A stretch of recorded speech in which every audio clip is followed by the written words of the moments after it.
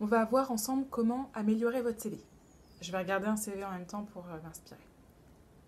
Déjà au niveau de la forme, donc pas plus d'une page, jamais plus d'une page, et remplissez la page d'une façon harmonieuse, ne laissez pas d'un côté des grands espaces blancs, d'un côté trop de texte. Remplissez l'espace harmonieusement. Vous pouvez mettre des mots en gras, mais n'abusez pas trop du contraste entre les différentes polices et entre les couleurs. Pas plus de 2 couleurs.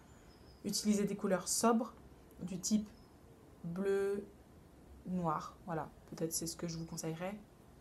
Utilisez une police lisible aussi. Vous pouvez mettre une photo à votre CV. Alors, il y a le débat pour ou contre la photo. Mon avis personnel, c'est d'utiliser une photo qui est une photo professionnelle avec un fond blanc derrière, en buste. Voilà, plutôt comme ça. Pas une photo d'identité où vous souriez. C'est important aussi.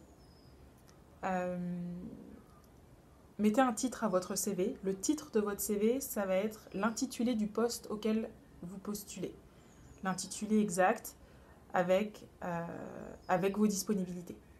Vous avez la possibilité en dessous du titre, si vous le souhaitez, de mettre un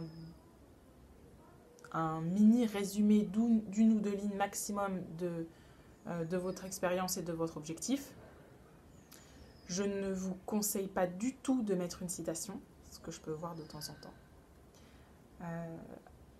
Ensuite, au niveau des coordonnées, donc votre nom, votre numéro de téléphone que vous écrivez clairement avec des espaces ou des points pour faciliter au recruteur la tâche. Pensez à avoir une messagerie professionnelle où vous énoncez clairement votre nom et votre prénom. Utilisez une adresse mail professionnelle aussi, pas d'adresse Hotmail, MSN, etc. L'âge n'est pas obligatoire.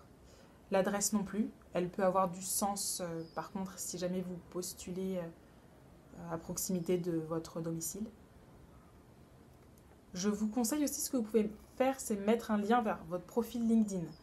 Un lien cliquable avec votre URL LinkedIn. Vous pouvez changer l'intitulé de cette URL directement sur votre profil LinkedIn. Vous verrez, il y a un onglet changer son URL.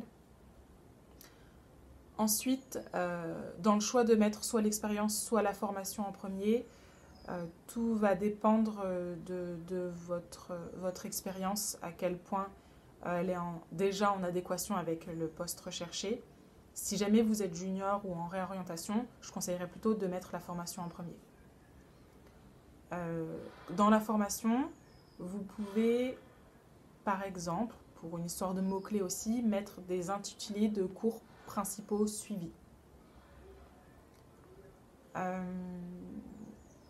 Si vous êtes tout juste inscrit dans une formation, que vous n'avez pas encore débuté et que vous cherchez un contrat de professionnalisation, par exemple, ou d'alternance, mettez déjà votre formation, même si elle n'est pas commencée ni finie, mettez-la. Mettez votre spécialisation aussi, même si vous ne l'avez pas encore entamée ou encore finie. Dans l'expérience professionnelle, mettez les dates et mettez aussi les durées, que vous alignez tout au même endroit pour que le recruteur, en une fraction de seconde, se dise « Ok, ce candidat-là, il a 1 an et demi d'expérience professionnelle dans tel domaine. »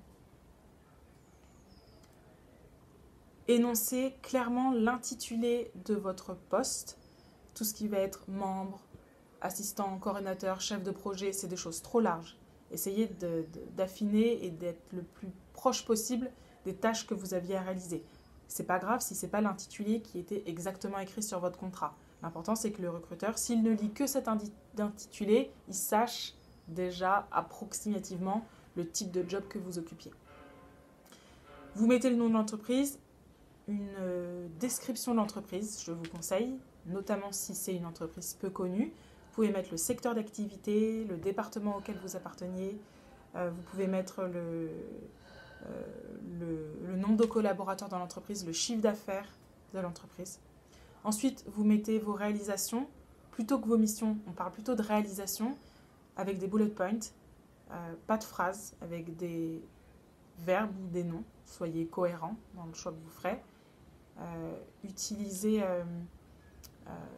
Parlez plutôt en termes objectifs-résultats, quantifiez, chiffrez les choses. Ça sera toujours apprécié. Vous pouvez faire ensuite un bloc compétences linguistiques et informatiques que vous pouvez regrouper ensemble. Quand vous énoncez les différentes langues que vous maîtrisez, ne mettez pas seulement B1, B2, C1, C2, mettez aussi un qualificatif. Est-ce que c'est niveau courant, niveau intermédiaire? Voilà.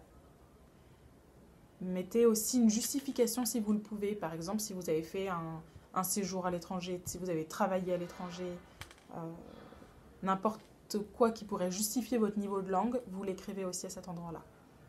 Dans les expériences, dans les compétences informatiques, mettez votre niveau de maîtrise, bonne maîtrise, très bonne maîtrise, mettez des mots-clés aussi, PowerPoint, Excel, et pas juste la suite Office. La partie, les soft skills ou les compétences personnelles, je ne conseille pas forcément d'en mettre. Si jamais vous faites ce choix-là, par contre, ayez prêt des exemples précis d'une situation concrète où ça a pu s'exprimer, puisque votre recruteur viendra vous chercher là-dessus, il y a de fortes chances. Les loisirs, c'est important, c'est parfois un peu trop négligé. Le recruteur, il a envie de vous recruter pour vos compétences techniques, bien sûr, mais aussi parce que vous êtes une personne sympa avec qui il va passer des bons moments. Tous les déjeuners que vous allez partager ensemble, il va se dire mais de quoi on va parler. Donc cette partie loisir aussi, elle peut avoir de l'intérêt pour attiser la curiosité du recruteur. Essayez de sortir des sentiers battus. Si vous avez des loisirs peu banals, c'est l'occasion d'en parler. Mettez un petit peu de détails aussi, depuis combien de temps vous en faites. Vous aimez la cuisine, quel type de cuisine exactement? Quelles sont vos sources d'informations? Voilà, n'hésitez pas à mettre un minimum de détails.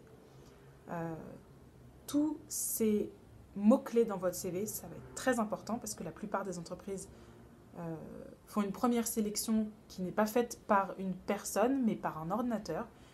Ils vont utiliser des ATS, comme on les appelle, qui vont sélectionner votre CV en fonction des mots-clés et du nombre de fois où il va être répété le mot-clé dans votre CV.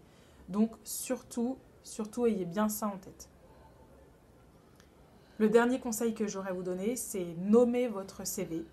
Mettez-le en PDF et nommez-le, par exemple, CV-Camifitoussi-2019, par exemple. Bon courage!